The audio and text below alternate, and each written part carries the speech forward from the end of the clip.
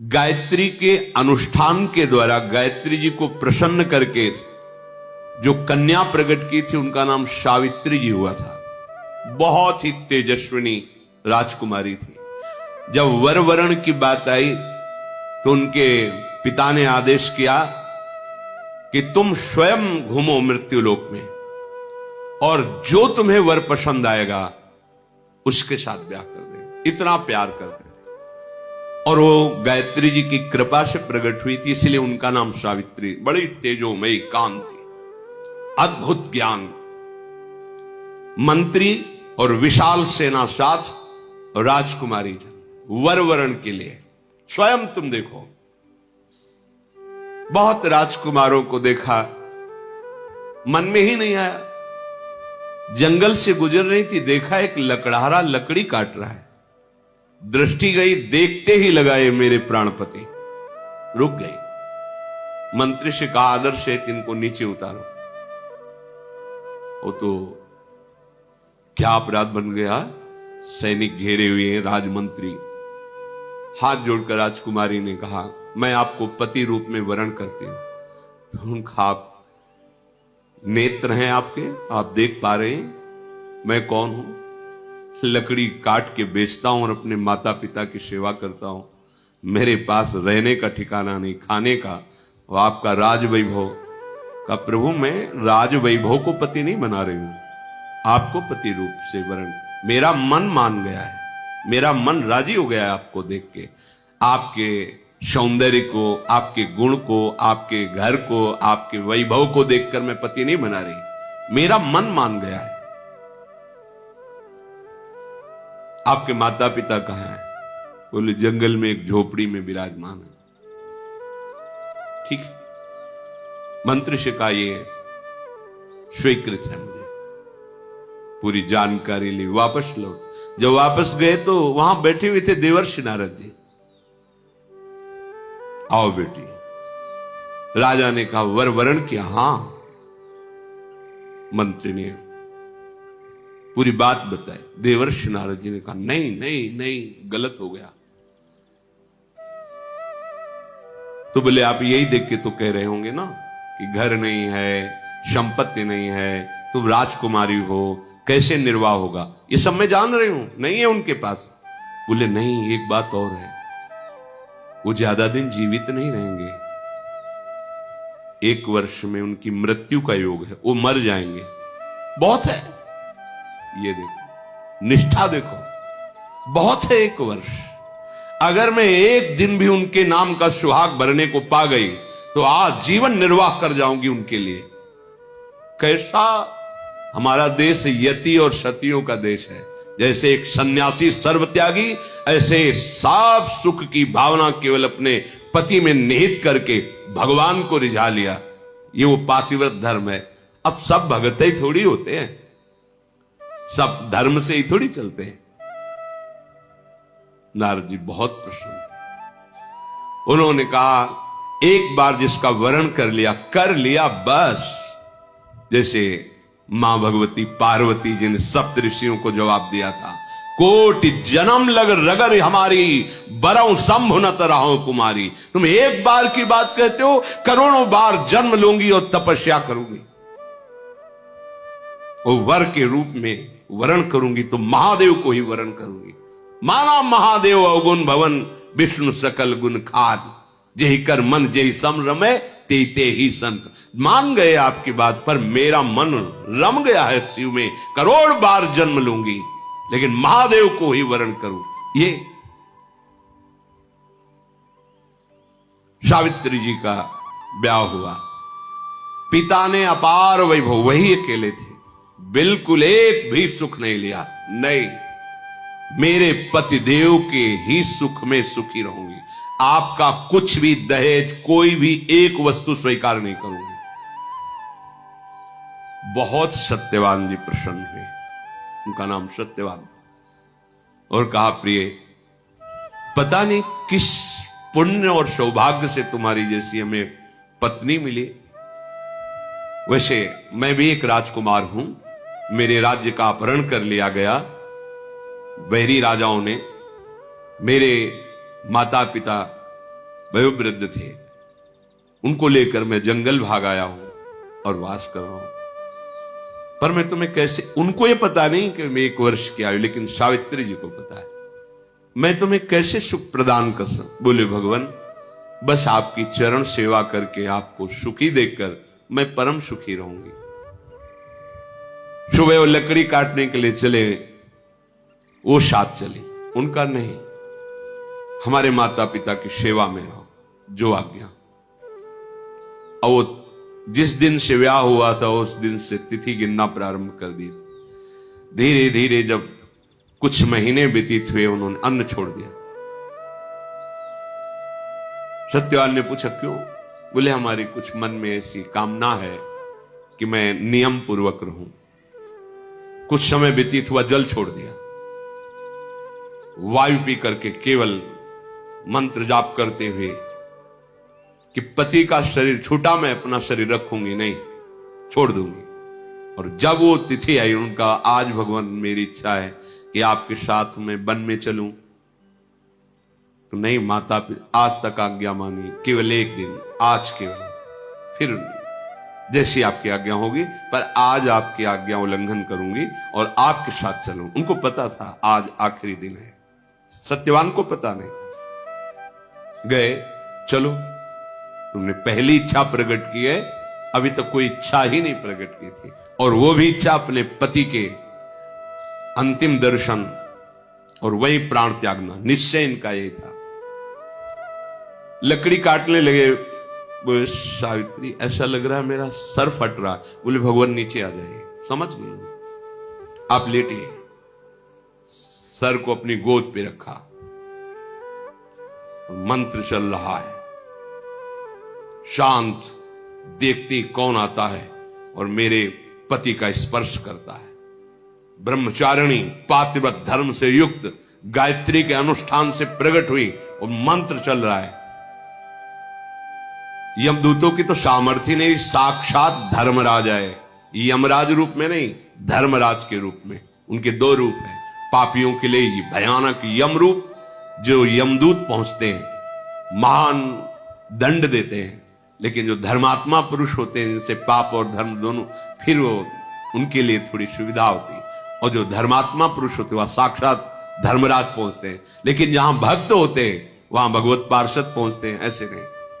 और यहां तो भगवत पार्षदों का भी प्रवेश नहीं। श्री जी की सखियां जो अत्यंत करुणामयी, देखा सामने धर्मराज, मंत्र का प्रभाव, मूर्तिमान धर्मराज सामने। उनका बेटी, तुम्हें धैर्य धारण करना होगा। वो मूर्छित हो गए सत्यवान। उनके आते ही प्रक्रिया है प्राण घसीटने की, मूर्छा गए। तो उनका भगवान, ये मेरे पति हैं,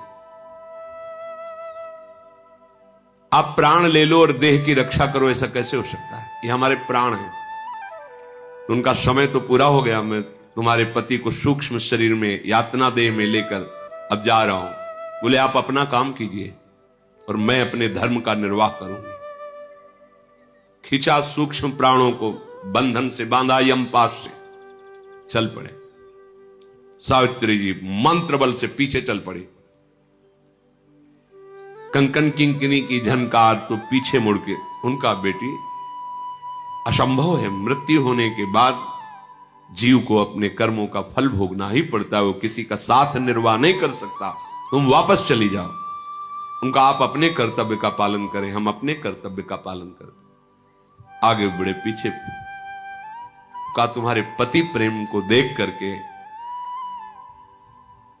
हमारे हृदय में उत्साह हो रहा है। तुम वरदान मांगो, केवल सत्यवान के प्राणों को छोड़कर, इस जीवात्मा को छोड़कर तुम कोई भी वरदान मांगो। उनका सुना है हमारे सास ससुर राजा थे, उनका राज्य वैभव उनको पुनः प्राप्त हो जाए, उनके नेत्रों की ज्योति प्रकट हो जाए, ऐसी हमारी इच्छा है। तथास्तु। फिर चले, फिर देखो, एक और वरदान मांग लो और आप वापस चले। तो हमारे माता पिता के पास केवल हम ही संतान थी, पुत्र नहीं था। एक पुत्र प्रदान कर दीजिए, अर्थात भाई। वह तथास्तु। फिर देखो बेटी, हम तुम्हें बार बार कह रहे हैं, यहां से आगे की यात्रा सूक्ष्म देह से होती है, स्थूल शरीर से नहीं। तुम अपने पातिव्रत धर्म से युक्त हो, इसलिए मुझे देख पा रहे हो, मेरे साथ चल रहे हो, पर अब उचित नहीं है। एक और वरदान मांग लो। तो अब मुझे भी एक पुत्र चाहिए। उनका तथास्तु। बोले रुक जाओ, मैं एक पतिव्रता हूं और बिना पति के संतान कैसे हो सकती? धर्मराज जी फंस गए, पतिव्रता के वचन में धर्मराज जी फंस गए, सत्यवान को छोड़ना पड़ा। ये उसी पातिव्रत धर्म का वर्णन पीछे हमने कई बार सुना है। कश्यप ऋषि से कहा कि मैं वो पेड़ की बगुली नहीं हूं जो तुम्हारे देखने से भस्म हो जाएगी, मैं एक पतिव्रता हूं।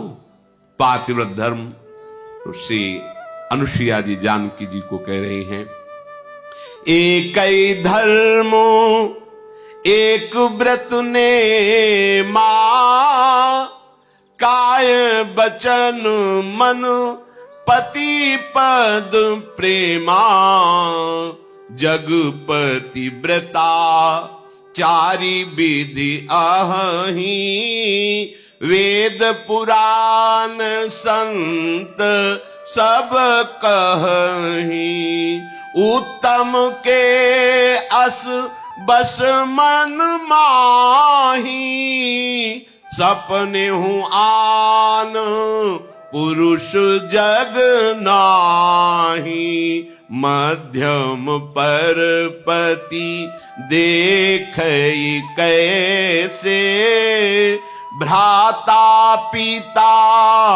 पुत्र निज जैसे, धर्म विचारी समुझी कुल राही, सो निकृष्ट त्रिय श्रुति अस कहि, बिनु अवसर भयते रह जोई, जाने हूं अधम नारी जग सोई। अनुसुईया जी ने कहा, पत्नी का एक ही धर्म एक व्रत नेमा, काय वचन मन पति पद प्रेमा। शरीर से, मन से, वाणी से एक ही धर्म, एक ही व्रत, एक ही नियम, पति को भगवान मानकर उनकी आराधना करना। इसमें रुक कर हम वार्ता करते, जैसे शास्त्र सिद्धांतों का जब कभी वर्णन होता है तो आप लोग समझ नहीं पाते हैं और कहीं की बात को कहीं जोड़कर असंतुष्ट हो जाते हैं। इसलिए विवेकवान सत्संगी हो जाता है, अपने को बात समझनी। जिससे एक बार महाभारत चरित्र जब वर्णन कर रहे थे पीछे, तो उसमें आया था कि वो ऋषि का नाम नहीं याद आ रहा, ब्रह्मलोक गए थे तो उनको वापस किया गया था कि आपने संतान उत्पन्न नहीं किया, विरक्त वेश नहीं लिया, लेकिन तप करते रहे तो तप के प्रभाव से ब्रह्मलोक आए, लेकिन आपको दरवाजा नहीं खुलेगा, आप जाओ और संतान उत्पन्न। तो उन्होंने वो एक पक्षी से संतान उत्पन्न की थी, जिसकी रक्षा के लिए खांडोवन में उन्होंने अग्निदेव से प्रार्थना की थी। इस प्रसंग को सुनकर किसी गृहस्थ ने कल प्रश्न किया था कि हमारी पत्नी बहुत परेशान है क्योंकि संतान नहीं हुई। तो लोक धर्म और कुल धर्म, वेद धर्म और भागवत धर्म और प्रेम धर्म, कहां की बात पकड़ी तुमने? लोक धर्म की। हो कौन? प्रेम धर्म के उपासक, जो भगवत धर्मों जीत के निज प्रेमा ठहरंत, राधा वल्लभ लाल की विमल ध्वजा फहरंत, भगवत धर्मों जीत के निज प्रेमा ठहरंत, निज प्रेमा ठहरंत नेम कछु परसत नाही, अलक लड़े दोला। जहां हमारे श्यामा श्याम उनके चरणों की उपासना, तो आपने लोक धर्म की बात को अर्जुन जी से भगवान ने अपने हृदय की गुप्त बात कही थी। कहा भी था, सर्वगुह्यतम बात है। क्या बात? सर्वधर्मान परित्यज्य मामेकम शरणम ब्रज, अहम त्वाम सर्व पापेभ्यो मोक्षयिष्यामि मा शुचा। यहां पाप शब्द को उच्चारण क्यों किया भगवान ने जानते हो? ये हमारे लोगों की बुद्धि का परिणाम। तुम सब धर्मों का त्याग करके केवल मेरी शरण हो जाओ। बोले महाराज पाप लगेगा, आपने ही तो धर्मों को उपदेश किया है। तो बोले वो मैं देखूंगा।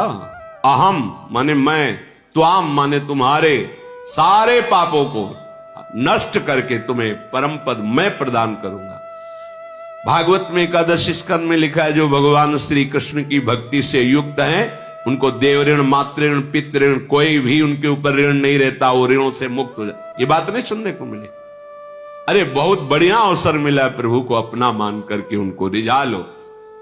अगर आप प्रभु के चरणारविंद का आश्रय लिए हुए हैं तो श्री कृष्ण से बढ़कर कोई पति नहीं है, ये परम पति हैं। मीरा जी से जब राणा का शरीर पूरा हुआ तो कहा गया सुहाग मिटाओ, बेंदा हटाओ, ये कंकण उतारो, चूड़ला उतारो।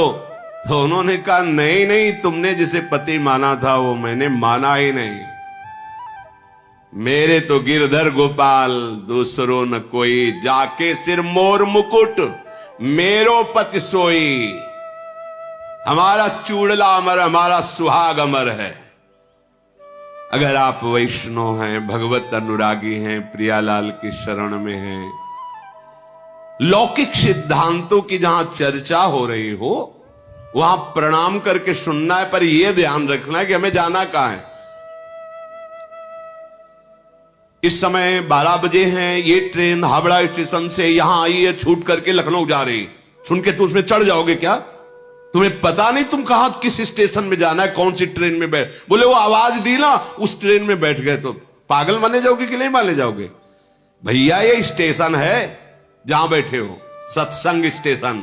कहां जाना है? हर ट्रेन यहां से गुजरेगी, हर ट्रेन सनातन धर्म, लोक धर्म, वेद धर्म, कुल धर्म, पातिव्रत धर्म, हर धर्म। तुम हो किस धर्म की यात्री? बोले प्रेम धर के बैठ जाओगे, पैसेंजर जा रही हावड़ा, फिर क्या करोगे? है?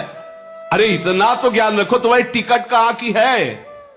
तुम्हें निकुंज जाना है, तुम हो यात्री कहां के? हाई क्लास वातानुकूलित कक्ष के, जनसाधारण में घुस के मत बैठ जाना। कहां की है समझो। ये स्टेशन है सत्संग, जो जहां का है सबके लिए है। सब पकड़ के देखो, आपको परम कल्याण तक ले जाएगा। राम कृष्ण हरि शिव उपासक, गृहस्थ विरक्त, स्त्री पुरुष, बाल बच्चा, वृद्ध, नौकरी पेशा, कुछ भी कोई भी, सबका परम मंगल करने में समर्थ है सत्संग। लेकिन आप ये ध्यान रखना है, हम कहां के यात्री, हमें जाना कहां है, हमारा मार्ग क्या है। इसलिए कहते हैं साधक के चित्त का समाधान हो जाना चाहिए बहुत सावधानी से। जहां लोक धर्म की, वेद धर्म की, कुल धर्म की, अन्य धर्मों की चर्चा है, महामहिम है, सुन रहे हैं, लेकिन अब वो स्टेशन में बैठे नहीं सुनाई देता। वहां की ट्रेन आ गई है, उस प्लेटफार्म में खड़ी है, यात्री कृपया ध्यान दें, पहुंच जाएं। तो उस ट्रेन में बैठने वाला जाए, सब थोड़ी बैठ जाए। वो तो हमारी ट्रेन नहीं है, आराम से बैठे चाय पी रहा है, और तुम जाकर उसमें बैठ रहे हो और भी परेशान हो रहे हो कि हमें तो जाना मथुरा से वृंदावन दर्शन के लिए, और ये कहां पहुंच गए। तो तुम होश खो चुके हो, होश में रहो। सत्संग जो है ये बहुत बड़ा स्टेशन है, हर जगह भेज देगा, ये हर जगह भेजने में समर्थ है। हर जगह यहां से हर ट्रेन गुजरेगी। आपके यात्री कहां के बनना चाहते हो, टिकट कहां के लिए, बस ये ध्यान रखना। इस बात पर ध्यान दे के सत्संग सुनो। सत्संग अमोघ वर्षा हो रही है। जैसे स्वाति का बूंद चातक के लिए जीवन होता है, केले पे पड़ जाता है कपूर बन जाता है, और मोती सीप में पहुंचते ही वो मोती बन जाता है, और सांप के मुख में पहुंचते विशाल जहर बन जाता है। वही बूंद अधिकारानुसार जहां जहां पहुंचा, वही स्वाति का बूंद अपना रूप धारण कर, इस सत्संग के मोती हैं, बिखरे मोती समेट करके तुम्हारे सामने फेंके जाते हैं। तुम किस अधिकार से स्वीकार करते हो? सावधान होते हुए तुम जिस मार्ग के पथी को, अपनी बात को समझना है। बकाया तो सत्संग है, सर्व मंगल करने वाला है, हमें सुनना है, पर हमें गहना वही है। देखो महापुरुषन ने सब रस गायो, देखनो ये है कि उनको हियो कहां ठहरानो। जहां हियो ठहरानो तहां गहनो। हमें पकड़ना है, हम किस मार्ग के पथिक हैं, हमारा मार्ग क्या है। उत्तम जो पतिव्रता होती है उसमें अपने लोग भी सम्मिलित हैं। हरिवंश पतिव्रत है जिनके, सुख संपत्ति दंपति जो जिनके, जैसे एक पतिव्रता अपने पति के सिवा जगत में कोई पुरुष ऐसा काम भाव से देखती नहीं, जानती ही नहीं। पुरुष शब्द केवल अपने पति के लिए, पूरी सृष्टि में उसके हृदय में है ही नहीं भाव कि कोई पुरुष है, ऐसा भाव ही नहीं। जैसे उत्तम महाभागवत के हृदय में अपने आराध्य देव के सिवा और कोई है, ऐसा भाव ही नहीं होता। केवल अपने चिद चिद लक्षणम सर्वम राधा कृष्णमयम जगत, जित देखूं तित श्याममयी है। ये उत्तम पतिव्रता का लक्षण, अपने केवल पति में ही प्रेम। द्वितीय, मध्यम परपति देखे ही कैसे, जो मध्यम कोट उसको दिखाई देता है, पर भ्राता पिता पुत्र निज जैसे, अपने बराबर है तो भाई जैसा भाव, अपने से बुजुर्ग है तो पिता जैसा भाव, छोटा है तो पुत्र जैसा भाव, पति भाव केवल अपने प्रीतम में। तीसरी कोटि की पतिव्रता, मेरा धर्म है कि मैं संयम से रहूं, मेरी कुल परंपरा में कभी दाग न लगे, उसे तीसरी कोटि की परंपरा की पतिव्रता कहते हैं, जो ऐसा विचार कर धर्म पूर्वक जीवन निर्वाह करती है। चौथी, अवसर नहीं है और भय है, पूरा जीवन धर्म से निर्वाह हो गया, वो भी पतिव्रता ही कही जाती है। पर उत्तम बात यह है कि कोई और दूसरा है ही नहीं, ऐसा भाव रहना। जो अपने पति के आश्रय का त्याग करके परपति से रत करती है, वो एक क्षण सुख के लिए करोड़ों नरकों की यातना सहने की बात तैयार कर लेती है। पति वंचक परपति रति करई, रो रो नरक कल्प शत। ऐसे पुरुष के लिए है जो बेविचारी स्वभाव बना लेता है, बड़ी दुर्गति होती है। वो पढ़ा है उसमें कि लोहे के जलते हुए लाल खंबे, स्त्री आकृति पुरुष आकृति, उसमें मरना तो वहां है नहीं, बहुत सावधान।